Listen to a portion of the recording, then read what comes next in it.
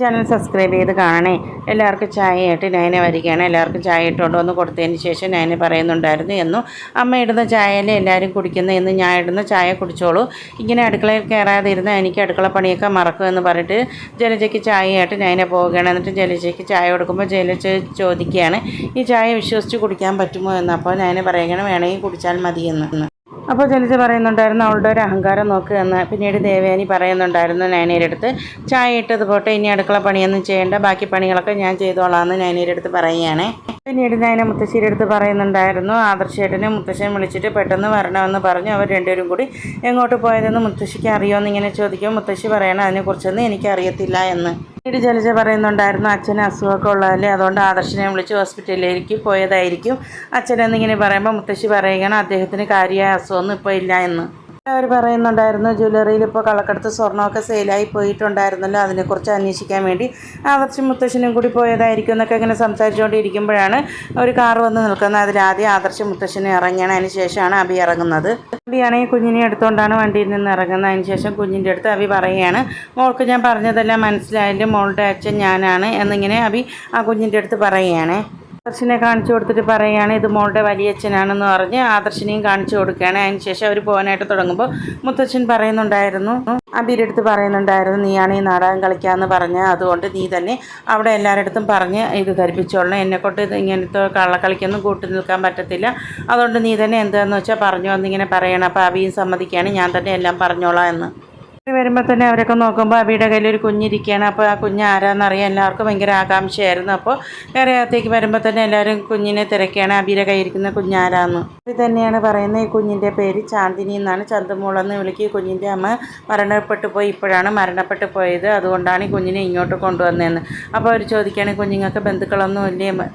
മുത്തശ്ശൻ പറയുകയാണ് ഈ കുഞ്ഞിൻ്റെ ബന്ധുക്കൾ നമ്മൾ തന്നെയാണ് എന്ന്. ഈ കുഞ്ഞിൻ്റെ അമ്മ മരിക്കുന്ന മുമ്പ് എന്നെ വിളിച്ചിട്ട് പറഞ്ഞു എൻ്റെ കൊച്ചുമോൻ്റെ കുഞ്ഞാണ് ഈ കുഞ്ഞെന്ന് പറഞ്ഞിരുന്നു അതിൻ്റെ അമ്മ എന്ന്. ഈ കുഞ്ഞ് അതിൻ്റെ അച്ഛൻ്റെ കൂടെയാണ് ജീവിക്കാനുള്ളതെന്ന് ഇങ്ങനെ പറയുമ്പോൾ അബി പറയുകയാണ് കുറച്ച് മുമ്പുള്ള എൻ്റെ സ്വഭാവം നിങ്ങൾക്കെല്ലാം അറിയാമെന്നുള്ളതല്ലേ, മോശമായ സ്വഭാവമായിരുന്നല്ലോ എൻ്റേത്, വഴിതെറ്റി നടന്ന സമയത്ത് എനിക്ക് സംഭവിച്ചു പോയ ഒരു തെറ്റാണ് ഈ കുഞ്ഞ് എന്നിങ്ങനെ പറയുകയാണ്. എന്നിട്ട് അബി പറയുകയാണ് ഈ കുഞ്ഞിൻ്റെ അച്ഛൻ ഞാനാണെന്ന്. ജലജയ്ക്ക് ഇത് കേൾക്കുമ്പോൾ ആകെ ദേഷ്യം വരികയാണ്. ജലജ പറയുകയാണ് നീ എന്തൊക്കെയാടാ വിളിച്ച് പറയുന്നത് എന്ന് പറഞ്ഞ് ആകെ ദേഷ്യത്തിലാണ് ജലജ നിൽക്കുന്നത്. അപ്പോൾ ദേവയാനിയാണെങ്കിൽ പിന്നീട് ചോദിക്കുന്നുണ്ടായിരുന്നു വീടിനുള്ളിൽ ഒരു പൊട്ടുതെറി ഉണ്ടാകാതിരിക്കാൻ വേണ്ടി കുഞ്ഞിനെ മറ്റൊരു സ്ഥലത്ത് മാറ്റിയതിന് ശേഷം കുഞ്ഞിന് വേണ്ടതെല്ലാം നമുക്ക് ചെയ്ത് കൊടുത്താൽ മതിയായിരുന്നല്ലോ, നേശ പോരായിരുന്നോ എന്ന് മുത്തശ്ശൻ്റെ അടുത്ത് ഇങ്ങനെ ചോദിക്കുമ്പോൾ മുത്തശ്ശൻ പറയുകയാണ് ഇത്രയും കാലം ആ കുഞ്ഞ് ആ അമ്മയുടെ ചൂട് പിടിച്ചാണ് ജീവിച്ചിരുന്നത്, ഇപ്പോൾ ആ കുഞ്ഞിന് അമ്മയില്ല, അപ്പോൾ ആ കുഞ്ഞ് അതിൻ്റെ അച്ഛൻ്റെ ചൂട് പിടിച്ച് തന്നെ ജീവിക്കേണ്ടത്, അപ്പോൾ ആ കുഞ്ഞിൻ്റെ അച്ഛൻ്റെ കൂടെ താമസിക്കട്ടെ എന്നുള്ള തീരുമാനത്തിൽ തന്നെയാണ് ഈ കുഞ്ഞിനെ ഞാൻ ഇങ്ങോട്ട് കൊണ്ടുവന്നതെന്ന്.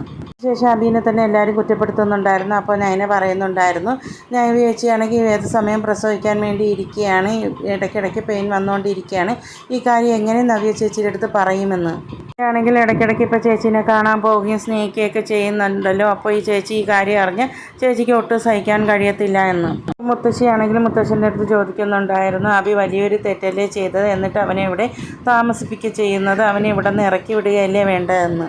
അവൻ ഇവിടെ താമസിപ്പിക്കാൻ സമ്മതിക്കരുത്, ഇതുപോലെയുള്ള തീരുമാനമാണല്ലോ അദ്ദേഹം എടുത്തുകൊണ്ടിരുന്നത്, പിന്നെ ഇപ്പോൾ എന്താ ഇങ്ങനെ സംഭവിച്ചതെന്ന്. അപ്പോൾ മുത്തശ്ശൻ പറയുന്നുണ്ടായിരുന്നു നമ്മൾ ഇങ്ങോട്ട് വരാൻ നിൽക്കുന്ന സമയത്ത് ഈ കുഞ്ഞാണെങ്കിൽ അതിൻ്റെ അച്ഛൻ്റെ കാലിൽ പിടിച്ച് തൂങ്ങിയിട്ട് എന്നെ ഇങ്ങോട്ട് കൊണ്ടുപോകാം അച്ഛാന്ന് പറഞ്ഞ് ഭയങ്കര കരച്ചിലായിരുന്നു.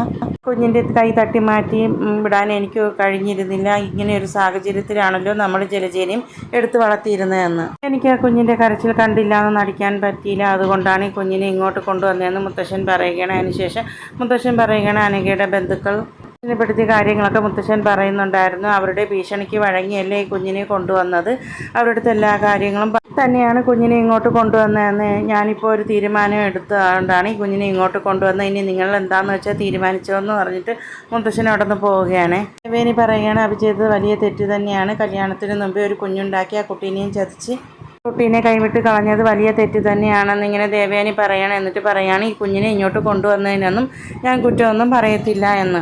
ആണെങ്കിൽ ദേവയാനി പറയുന്നതെല്ലാം കേട്ട് ഒരു പാവത്തിനെ പോലെ ഒന്നും ചെയ്യാൻ കഴിയാതെ ചന്തുമുളയും വെച്ചുകൊണ്ട് നിസ്സഹായ അവസ്ഥയിൽ നിൽക്കുകയാണ്. ഇതെല്ലാം കേൾക്കുമ്പോൾ ജലജയ്ക്ക് ആകെ ദേഷ്യമാവുകയാണ്. ജലജയ്ക്ക് ഇതൊന്നും ഉൾക്കൊള്ളാൻ കഴിയുന്നില്ല. ജലജ പറയുന്നുണ്ടായിരുന്നു, ഒരു കുട്ടീനെ കൊണ്ടുവന്ന് കാണിച്ചിട്ട് എൻ്റെ കൊച്ചുമകളാണെന്ന് പറഞ്ഞാൽ ഞാൻ അത് അംഗീകരിക്കുകയൊന്നും ചെയ്യത്തില്ല. ഇതിലും ഭേദം എന്നെ കൊന്നുകളയണതാണ് നല്ലതെന്ന് ജലജ പറയുന്നുണ്ടായിരുന്നേ. ഇഷ്ടപ്പെട്ട് ജലജ അവിടെ നിന്ന് പോവുകയാണ്. അപ്പോൾ നയനയ്ക്ക് ഇതൊന്നും അംഗീകരിക്കാൻ കഴിയുന്നില്ല. അപ്പോൾ നയനയാണെങ്കിലും നവ്യയുടെ കാര്യങ്ങളൊക്കെ ഓർത്ത് സങ്കടപ്പെട്ട് നിൽക്കുകയാണ്. അതിന് ശേഷം നയനയാണെങ്കിൽ ആദർശിൻ്റെ അടുത്ത് ചോദിക്കുകയാണ്, നിനക്കൊന്നും പറയാനില്ലേ എന്നിങ്ങനെ പറയണം. അപ്പോൾ ആദർശ് ചോദിക്കുകയാണ്, ഞാനെന്ത് പറയാനാ എന്ന്. അപ്പോൾ ജലജ ചോദിക്കുകയാണ്, നീയല്ലേ വീടും കമ്പനി കാര്യങ്ങളൊക്കെ നോക്കുന്നത്, ഇതിൽ അഭിപ്രായം പറയാമെന്നിങ്ങനെ പറയണം. അപ്പോൾ ആദർശ് പറയുകയാണ്, മുത്തശ്ശൻ പറഞ്ഞതിൽ കൂടുതൽ അഭിപ്രായം പറയാനൊന്നും ഒന്നുമില്ല. പിന്നീട് ദേവയാനിയാണെങ്കിൽ അബിയുടെ കയ്യിൽ നിന്ന് ആ കുഞ്ഞിനെ വാങ്ങിച്ച് ഉമ്മയൊക്കെ കൊടുക്കുകയാണ്. എന്നിട്ട് പറയുകയാണ്, നല്ല കുഞ്ഞെന്നൊക്കെ. ജലജയ്ക്ക് ദേവയാനി കുഞ്ഞിനെ എടുക്കുന്നതൊന്നും ഇഷ്ടപ്പെടാതെ ജലജയാണെങ്കിൽ അവിടെ നിന്ന് ദേഷ്യപ്പെട്ട് പോവുകയാണ് ചെയ്യുന്നത്. ആണെങ്കിലും മുകളിലേക്ക് പോകുന്നുണ്ടായിരുന്നു. അതിൻ്റെ ബാക്കിൽ കൂടിയാണ് ജലജ പോകുന്നുണ്ടായിരുന്നത്. അതിനുശേഷം ജലജയാണെങ്കിൽ അബിയുടെ ഷർട്ടിന് കുത്തിപ്പിടിച്ചിട്ട് ചോദിക്കുകയാണ്, ഞാൻ എന്തൊക്കെയാണ് കേൾക്കുന്നതും കാണുന്നതെന്നൊക്കെ ഇങ്ങനെ ചോദിക്കുകയാണ്. അപ്പോൾ അബി പറയാണ്, അമ്മ ദേഷ്യപ്പെട്ടിട്ടൊന്നും ഒരു കാര്യമില്ല, വെച്ച് പോയി എന്ന് പറയുകയാണ്. കുഞ്ഞ് ജനിച്ച ശേഷം അവൾ ആരെടുത്തും ഒന്നും പറയാതെ കുഞ്ഞിനെയും കൊണ്ട് ജീവിക്കുകയായിരുന്നു. ഇപ്പോൾ അവൾക്കൊരു വലിയ രോഗമുണ്ടായിരുന്നു. അതിനുശേഷം മാത്രമാണ് അവൾ മുത്തശ്ശനെ വിളിച്ചിട്ട് ഈ കാര്യങ്ങളൊക്കെ പറഞ്ഞതെന്ന് ജലജ പറയുന്നുണ്ടായിരുന്നു. ഇതാരും അറിയാതെ ഒതുക്കി തീർക്കുകയല്ലേ വേണ്ടത് എന്ന്. നിനക്ക് പറഞ്ഞുകൂടായിരുന്നു ഇത് നിൻ്റെ കുഞ്ഞല്ല എന്ന്. അപ്പോൾ അബി പറയുന്നുണ്ടായിരുന്നു, അവിടെ ഉള്ളവർക്കൊക്കെ അറിയാം ഈ കുഞ്ഞിൻ്റെ അച്ഛൻ ഞാനാണ് എന്ന്. എന്ത് പറഞ്ഞാലും അവർ കേൾക്കത്തില്ല. ഈ കുഞ്ഞിനെ ഏറ്റെടുക്കുക എന്നുള്ള മാർഗം മാത്രമേ എൻ്റെ മുമ്പിൽ ഉണ്ടായിരുന്നുള്ളൂ എന്ന് ജലജ ചോദിക്കുകയാണ്. നാട്ടുകാരുടെ മുമ്പിലല്ലേ ഈ കുഞ്ഞ് ആരാന്ന് ചോദിച്ചാൽ ഞാൻ എന്ത് ഉത്തരവാടാ പറയുമെന്ന്. അപ്പോൾ അബി പറയുകയാണ്, അമ്മ വിഷമിക്കേണ്ട, ഈ കുഞ്ഞ് എൻ്റേതാണെന്ന് അങ്ങ് പറഞ്ഞാൽ മതി എന്ന്. ഇതൊക്കെ കേൾക്കുമ്പോൾ ജലജയ്ക്ക് ആകെ ദേഷ്യം വരികയാണ്. അപ്പോൾ ജലജ പറയണം, ഇതിന് ഭേദം എന്നെ കൊന്നു കളഞ്ഞാൽ മതിയായിരുന്നു എന്ന്. ജലജ ആകെ ദേഷ്യപ്പെടുകയാണ്. ഇത്രയും കാര്യങ്ങൾ അബി ഓർക്കുകയായിരുന്നു, വീട്ടിൽ പോയാൽ ഇങ്ങനെയൊക്കെ ആയിരിക്കും വീട്ടിൽ സംഭവിക്കുന്നതെന്ന്. അബിയുടെ ആലോചന കണ്ടിട്ട് ആദർശ് ചോദിക്കുകയായിരുന്നു, നീ എന്താടാ ആലോചിച്ചുകൊണ്ടിരിക്കുന്നതെന്ന്. അപ്പോൾ അബി പറയുകയാണ്, ഒന്നുമില്ല, നവ്യ ഇടയ്ക്ക് അവൾക്ക് പെയിൻ ഉണ്ട് എന്ന് പറഞ്ഞു. അപ്പോൾ ആദർശ് പറയുകയാണ്, അതിനേക്കാളും പെയിൻ ഇപ്പം നിൻ്റെ മനസ്സിലുണ്ടല്ലേ എന്ന് ആദർശ് അബിയുടെ അടുത്ത് ചോദിക്കുകയാണ്. ഒരു കോള് വരികയാണ്. കോൾ വന്ന് സംസാരിച്ചതിന് ശേഷം കോൾ കട്ടാവുകയാണ്. അതിന് ശേഷം ആദർശ് അബിയുടെ അടുത്ത് പറയുകയാണ്, എനിക്ക് ചികിത്സിച്ച ഹോസ്പിറ്റലിലേക്ക് നമുക്കൊന്ന് പോകണം അത്യാവശ്യമായിട്ടെന്ന്. ഒരു ഹോസ്പിറ്റലിലേക്ക് പോവുകയാണ്. അതിന് ശേഷം മോളെ വണ്ടിയിലിരുത്താൻ വേണ്ടി മുത്തശ്ശൻ പറയുകയാണ്. അബിയാണെങ്കിൽ കുഞ്ഞിനെ വണ്ടിയിലിരുത്തിയതിന് ശേഷം അവർ ഹോസ്പിറ്റലിനുള്ളിലേക്ക് കയറുകയാണ്. മുത്തശ്ശനകത്തേക്ക് കയറിപ്പോയതിന് ശേഷം അബിയുടെ ആൾക്കാർ അവിടെ നിൽക്കുകയെന്ന്. അപ്പോൾ അബി അവരുടെ അടുത്ത് ചോദിക്കുകയായിരുന്നു, എന്താ കാര്യമെന്ന്. അപ്പോൾ അവർ പറയുന്നുണ്ടായിരുന്നു, അനഘയ്ക്ക് ചലനമുണ്ടായിരുന്നു. അനഘയുടെ ബന്ധുക്കളിൽ ഒരുത്തൻ ഇങ്ങോട്ട് ഹോസ്പിറ്റലിലേക്ക് കൊണ്ടുവന്നതാണ്, ഞങ്ങൾക്ക് തടയാനൊന്നും പറ്റിയില്ല എന്നിങ്ങനെ പറയുകയാണ്. പിന്നീട് മുത്തശ്ശനും ആദർശം കൂടി അവിടെ നിൽക്കുകയായിരുന്നു. അപ്പോൾ ഡോക്ടർ ഇറങ്ങി വന്നിട്ട് പറയുന്നുണ്ടായിരുന്നു, അനഘയ്ക്ക് അനക്കമുണ്ട് എന്നിങ്ങനെ പറയുകയാണ്. അപ്പോൾ ആദർശ് പറയുകയാണ്, മരണം നമ്മൾ കൺഫേം ചെയ്തതാണല്ലോ, പിന്നെ എങ്ങനെയാണ് ഇങ്ങനെ സംഭവിച്ചതെന്ന്. ഡോക്ടർ പറയുകയാണ്, എന്താണ് സംഭവിച്ചതെന്ന് അറിയില്ല, ഇങ്ങോട്ട് കൊണ്ടുവരുമ്പോൾ ആ കുട്ടിക്ക് ചെറിയൊരു അനക്കമുണ്ടായിരുന്നു, ചെറിയൊരു ചലനം മാത്രമേ ഉള്ളൂ എന്നിങ്ങനെ പറയുമ്പോൾ അബിക്കാണെങ്കിൽ ആകെ ടെൻഷൻ ആവുകയാണ്. അപ്പോൾ മുത്തശ്ശൻ ചോദിക്കുകയാണ്, ആ കുട്ടീനെ ഒന്ന് കാണാൻ പറ്റുമോ എന്ന്. ഡോക്ടർ പറയുകയാണ്, ആ കുട്ടീനെ കണ്ടിട്ടും ഒരു കാര്യമില്ല എന്ന്. അപ്പോൾ മുത്തശ്ശൻ പറയുകയാണ്, ആ കുട്ടി സംസാരിക്കുകയായിരുന്നെങ്കിൽ ആ കുട്ടീനെ കണ്ടിട്ട് ഒരുപാട് സത്യങ്ങൾ അറിയാമായിരുന്നു എന്ന്. ഡോക്ടർ പറയുകയാണ്, കുട്ടി ഇപ്പോൾ സംസാരിക്കുമെന്ന് തോന്നുന്നില്ല, ഇനി ഒരുപാട് കാലം കിടന്നു വരാം, അപ്പോൾ മരണം സംഭവിച്ചു എന്ന് വരാം എന്ന് പറഞ്ഞിട്ട് കുട്ടി സംസാരിക്കുകയില്ല എന്ന് പറഞ്ഞിട്ട് തന്നെ ഡോക്ടർ അവിടെ നിന്ന് പോവുകയാണ്. അബി പറയുന്നുണ്ടായിരുന്നു, അനഘയുടെ ബന്ധുക്കൾ അവിടെയുണ്ട്, അവരെ കണ്ടിട്ട് വരാമെന്ന് പറഞ്ഞു പോകുമ്പോൾ ആദർശനും മുത്തശ്ശനും ചെറിയ സംശയമുണ്ട്. അബി ഇങ്ങനെ പറഞ്ഞിട്ട് പോകുമ്പോൾ അങ്ങനെ കാണിച്ചുകൊണ്ടാണ് ഇന്നത്തെ എപ്പിസോഡ് അവസാനിക്കുന്നത്.